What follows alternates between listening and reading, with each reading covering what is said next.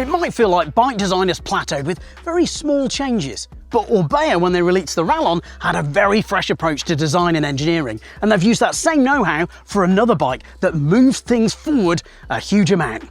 Let's find out more.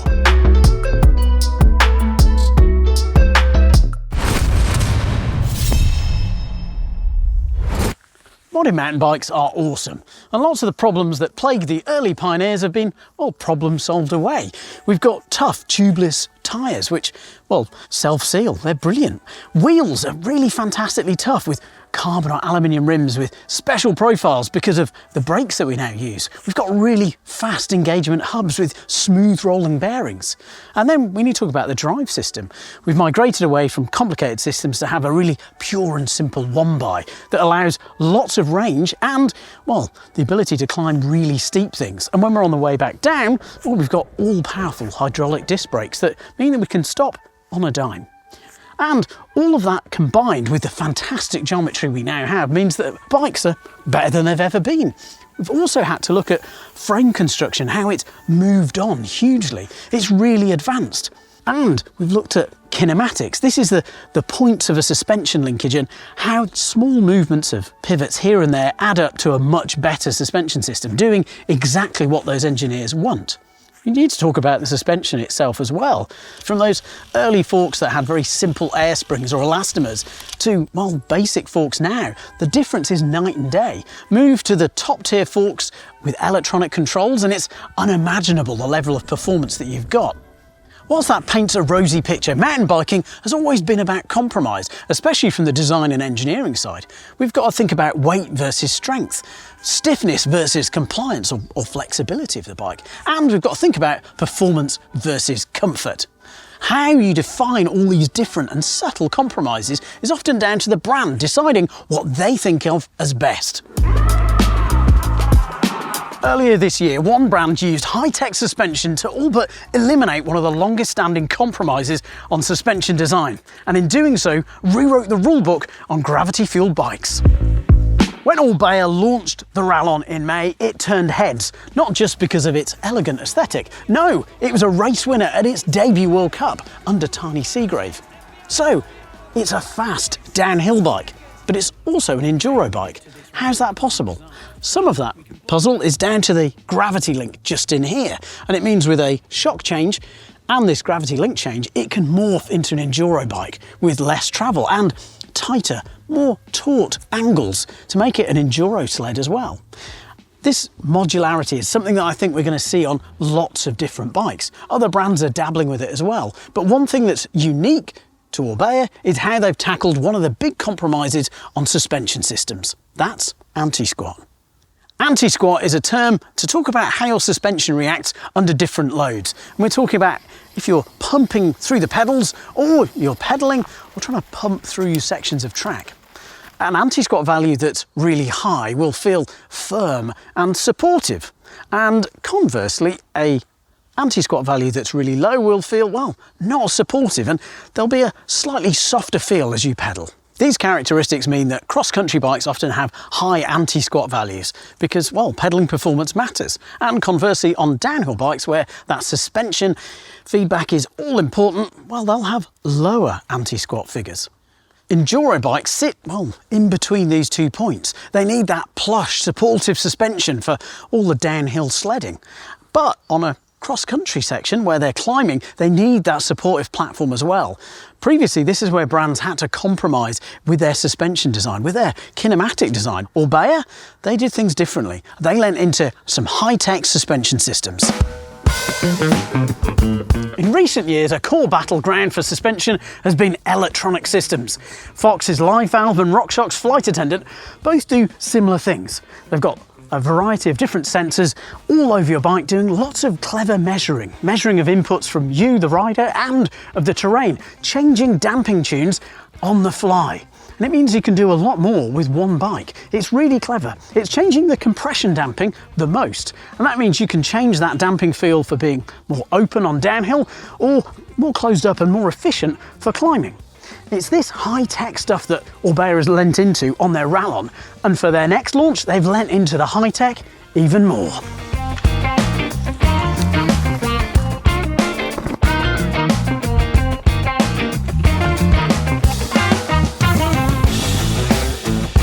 This is the new Rise, Orbea's trail-orientated eMTB. At first glance, it might look fairly similar to outgoing models, but look closer and there's a lot of subtle differences. Subtle, but key to the change. Like previously, there's two different versions. There's an SL and an LT. This one is the LT. We've got 150mm of travel at the back, 160mm up front, and burlier parts build, so it can take on any trail that you might want to throw at it. The SL is the perfect option if you want to go further and faster. It's got 140mm of travel, front and rear, and a much lighter parts build. So if you're trying to eke out the most of you and your battery life, it's probably the best option. Both of these bikes are equipped with Shimano's EP801, but with Orbea's custom RS tune. The RS tune isn't new, but the direction of travel for Orbea with their RS program, the Rider Synergy, is really interesting. For a long time, integration has been key to Orbea's design philosophy. From their one-piece bar and stems on their XC race bikes, the Ois and the Alma, to more integration like internal frame storage, or their clever in-pivot multi-tool. Other things that keep their bikes clean and all integrated are the internal cable routing. Well, all of those things have been taken to the next level on the Rise. For the first time, the remote, the motor, the dropper post and the group set all run off one battery, which kind of makes sense. It's only one battery to charge. It also hints about other integration in the future. But the integration on this current Rise doesn't stop there. With a HMI, you've got this wonderful small remote, and it means that you can check your motor mode, you can change your motor function, you can also operate the dropper post and check your battery level and turn on your lights if you've got them. Not only is it ergonomically designed to be just in the right spot, it also, in a really small and seamless way, shows you all the information that you need and nothing more. At the centre of the HMI is this colour bar, and that indicates what mode you're in. And you can just toggle through all the different settings. Eco, Trail, Boost, but there's a couple of tricks up its sleeve. If you press down on the Plus mode, you can just get into Super Boost for extra speed.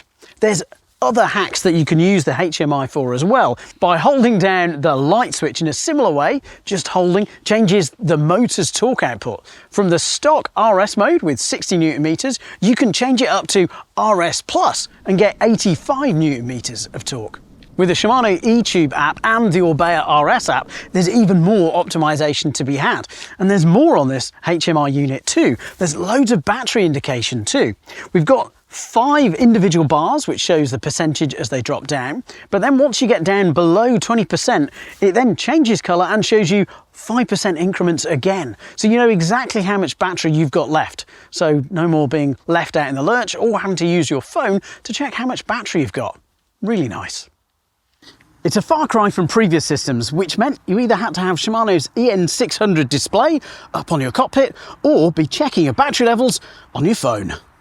The simplification and integration is a trademark of the RS concept, and Orbea says that this is a journey without destination. I think that's why it's so fascinating as a bike design concept. Rather than a set idea or goals, their engineers are looking across the industry at emerging tech, then choosing to build on the ones that make sense.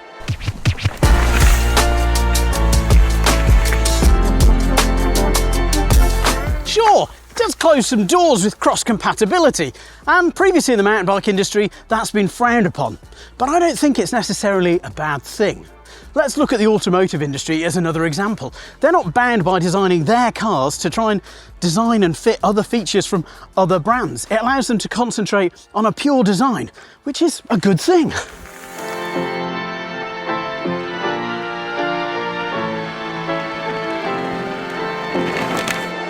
An example of this is the new dropper post on the Rise, Orbea's MC10.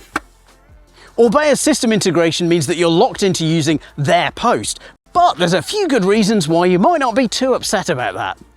To start with, it's light, lighter than equivalent travel posts by quite some margin. We're talking about XC weight, but with Enduro durability. Some of that is down to, well, not having to have its own battery, but the rest of it is down to clever, slimline, integrated design. Thanks to that low-profile design and Orbea's steep and deep geometry around the seat post means that you can get a really long drop in all the frame sizes. That's not all. Thanks to the time of flight chip inside the post, there's more stuff that it can do. There's two distinct modes. There's classic and there's smart. First up, there's classic, which, as you might imagine, works like a normal dropper post. Push the lever, the post goes down, push it again, and it comes back up. That smart mode, well, that's got lots of options. First, we've got the primed mode, where you can press the button on the remote, and the seat post is primed. When you put your body weight on, it will sit all the way down. Another feature of the smart mode is the preset drop mode. First stage is using the app and setting where you want your preset drop to be. Next is double tapping the lever. Then the dropper post is going to slide down to that preset position. So it makes techie e-bike climbs, well, a cinch, because you'll have the saddle just where you need it. It might not seem much, but using my crystal ball, I think it's a direction of travel that we'll see more brands heading in the future. Another example is their use of Shimano group sets, paired with the Shimano motors. On this example, we've got the all-new XDR wired in. Having a seamless integration of group set and motor battery ecosystem does mean, well, there's one less battery to charge, but it also opens up features like auto shift and free shift. While having those features aren't a necessity, they're an awesome to have, and they wouldn't be possible to have without the Shimano group set. You might be thinking that these are all top tier high-end bikes and you don't have £8 grand plus to spend on a bike, so why should you be bothered about these new design ethoses from Orbea?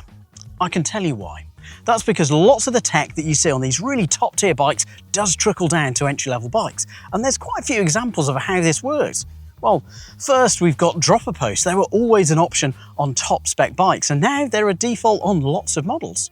Now we've got 1x12 drivetrains on lots and lots of bikes, and that 1x technology, well, that again started at the top tier and moved down. The latest tech that's on lots of bikes that was only a top tier product was in-frame storage. And an example of how this technology has trickled down, well, we've got the Orbea Rallon, an aluminium hardcore hardtail. It's got 1x drivetrain, it's got a dropper post, and yes, it's got in-frame storage, even though it is an aluminium hardcore hardtail.